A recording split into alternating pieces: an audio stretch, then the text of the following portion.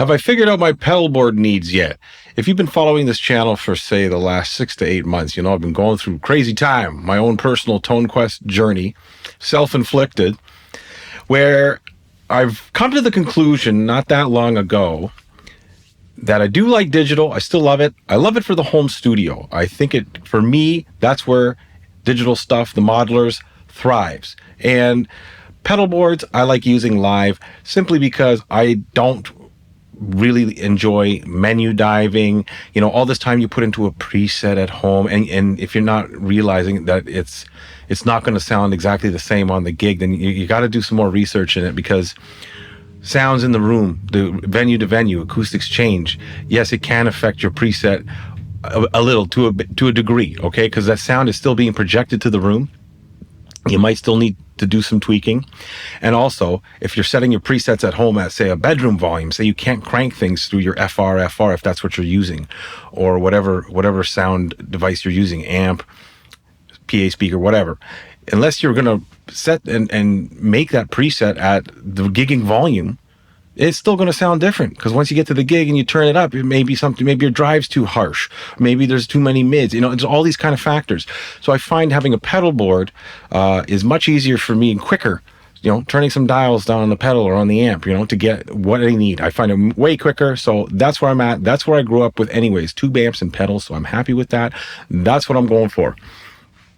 Now, for live now with pedals now, I was talking to my friend Mike, and trying to get like just make one board for all occasions. Have my Strymon Iridium on there as my backup in case something fails at the gig, like my amp. But I was really hard for me to get like a big board, like with a two rows, a 2-tier system. I like having a small board with all the pedals in a row. So I have come up with, you know what? I'm going to put it on the screen instead of picking it up. I've come up with this board, and this is a variation on a board I used the other night on my country trio gig, dirtroadhighway.com. Shameless plug. And I really like this board. I've got the Wampler gearbox and the HX1 those are the driving forces. Those are the meats and the potatoes of what I need, because for my needs are simple. I don't use volume or wah. I don't really have a need to. I'm nothing against it. If, it's nice to have. It would be but it's not an essential.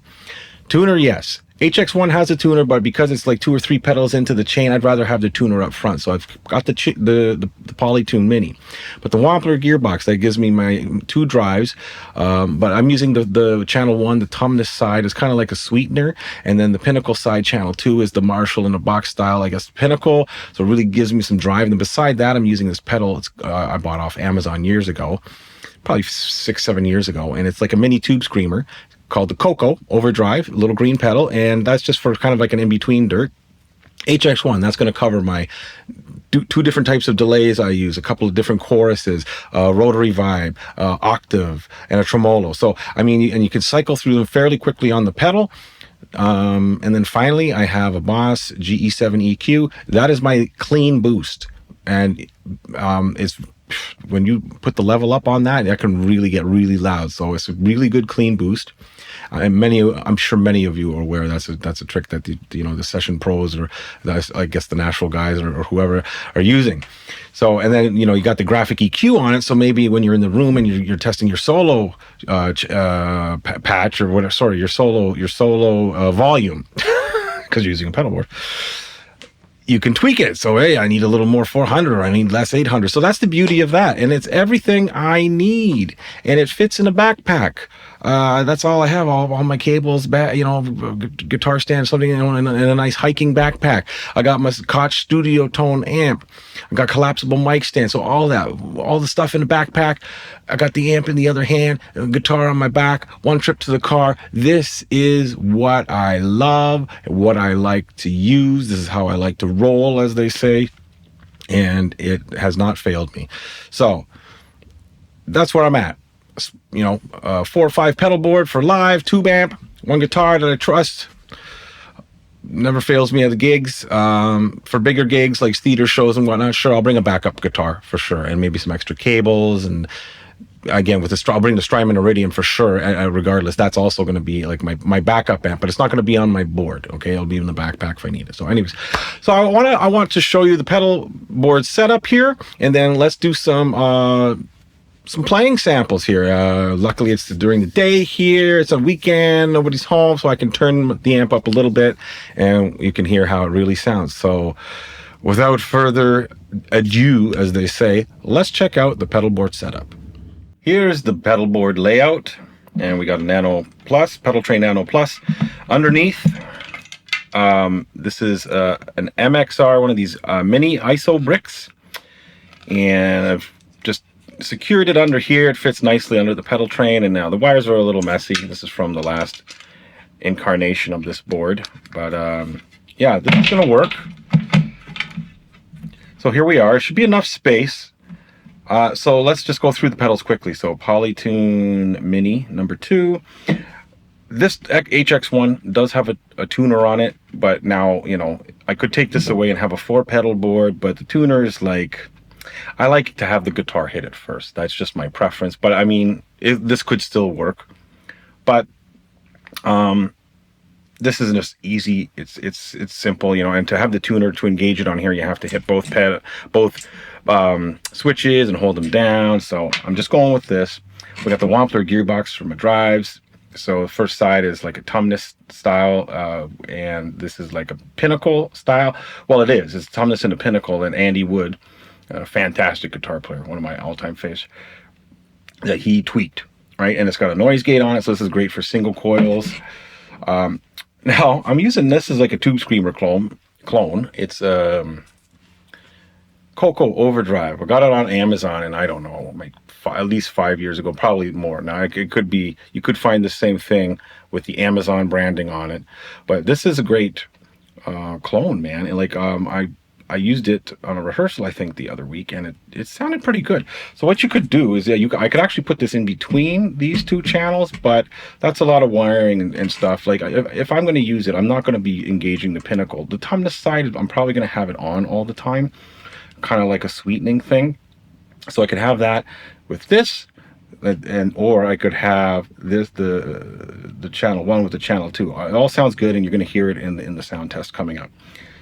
All right, so that's going to go into the HX1. So this HX1, yeah, that covers my delay. I'm going to have a slap delay. I'm going to have like an ambient thing.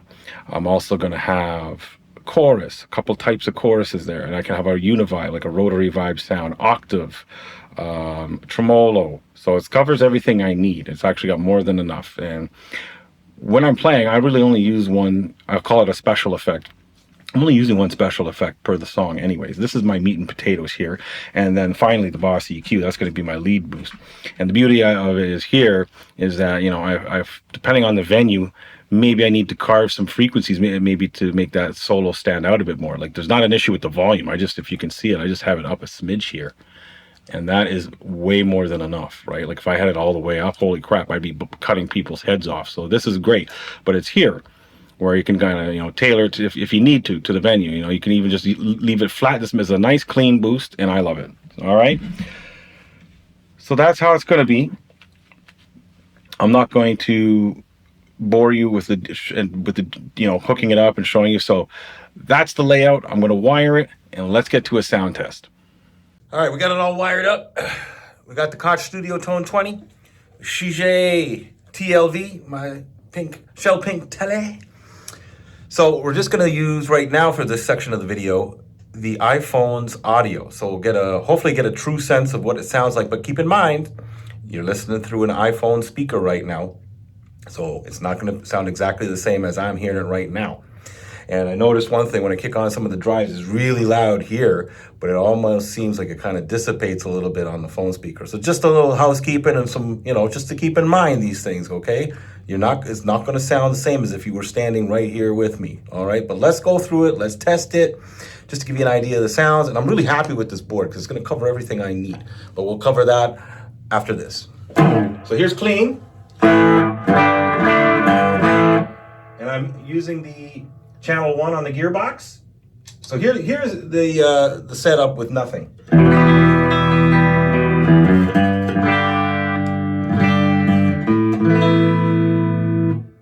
to tom this for a little grit.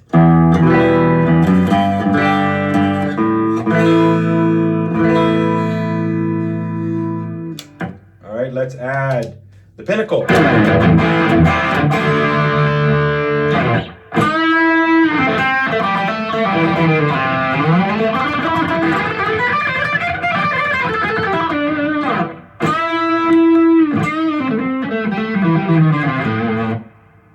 All right, now the cocoa drive, let's add that.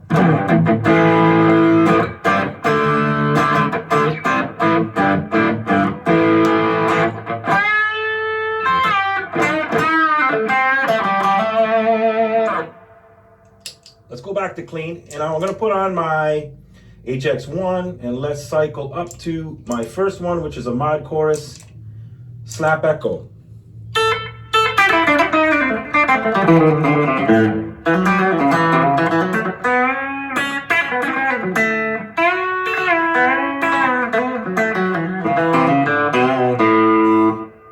All right, now here's my simple delay, just ambient.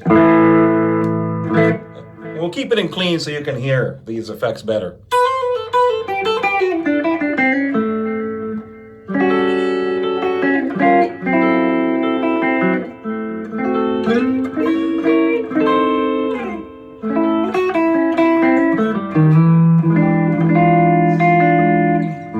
All right, let's go to the chorus. This is a Trinity chorus.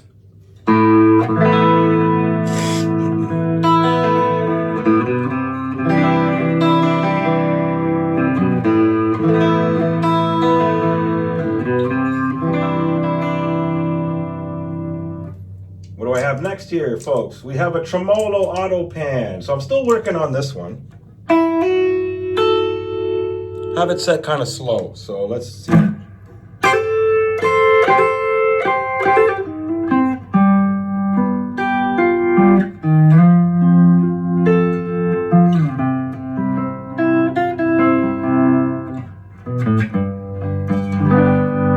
I don't use it a lot, so I'm working on that one. Next, I have an octave, and I'm still working on this one as well.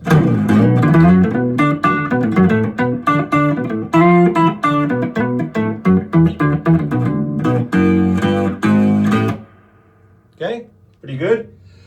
Excuse me. Next, it's called Vibe Rotary. So yeah, kind of like a rotary vibe. This is a little noisy. Let's put it to, I have a 4-way switch on this telly, so actually let's put it to the neck pickup.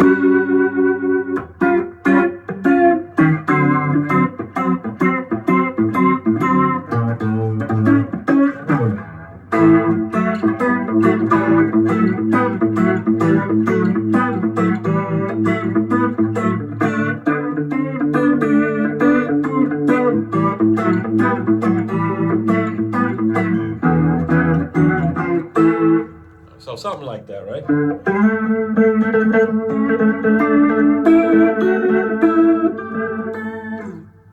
So working on that one too.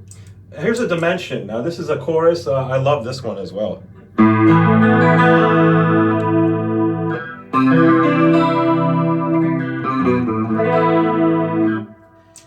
And that is really all I have set up for now. And let's hear the Boss EQ. Actually, let me get out of that optical trim. Sorry, guys. So I'm going to put this back to here. Nice and clean. Okay, so let's hear it.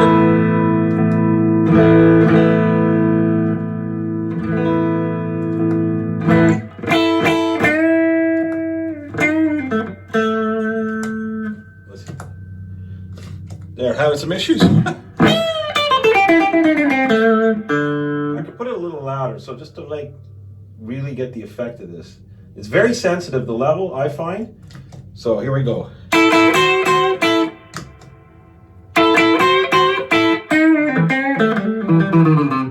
Definitely a very clean boost, and I notice it here on my end. You guys might not.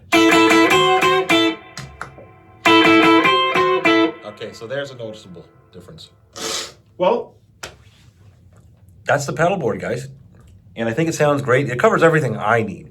And especially the the HX1 here, that is the essential component. I mean, I don't want to call it the heart of the board. Gearbox is definitely the heart for me, and this is like, you know, this is all the icing and the extra flavor. Like together, I could just do a gig with those two pedals. Again, HX Stomp has a tuner, and I probably would like an external boost. So I have three pedals. I could use Gearbox, HX1, the Boss EQ, and I had everything I need. No fuss, no muss. Just have your HX1 effects programmed ahead of time, and you're good to go. All right, let's get some final thoughts on this. Okay, I hope that covered everything that I needed to show you for this pedal board. Simple, small rig, covers many things. I think it sounds pretty good. Sound better in person. Again, you know, iPhone speaker. You can only get so much of an indication of how it really sounds through the phone speaker. But anyways, I'm really happy with it. It's a lightweight, small footprint rig, and it doesn't let me down. I used this on my gig the other night, but not this. I didn't have the HX1 on there, as I said earlier in the video, but I used a board about that size, and it covered everything. The crowd was happy, the band was happy, and one thing I haven't mentioned, even with the Koch Studio Tone, it has a recording / PA out, so it's kind of, it has like an onboard cab sim, so that everything that's hitting that speaker on the amp, the reverb, the EQing, everything, the pedals in front of it, it's going to go to this cab sim, and that's going to get some front of house. So I'm covered. So my Strymon Iridium is just a total backup in case that amp craps out on a gig, but I'm covered. One trip to the car. I love it. So if you like the video, hit the like button, leave a comment, let me know about your rigs. You know, I like it small, man. That's it, right? Like it's less gadgets to fiddle with, and more focus on playing, right? Like, what licks can I play, or trying to think of, let the melody that's in your head come out instead of worrying, oh, I got to hit this drive now, I have to hit this dotted eighth delay. You know what I mean? So I've kind of narrowed down my option paralysis. My rig is very like I said, small footprint, and it's portable. It's a no pain. So thanks for watching, guys. Please subscribe if you haven't, and in the meantime, check out this video.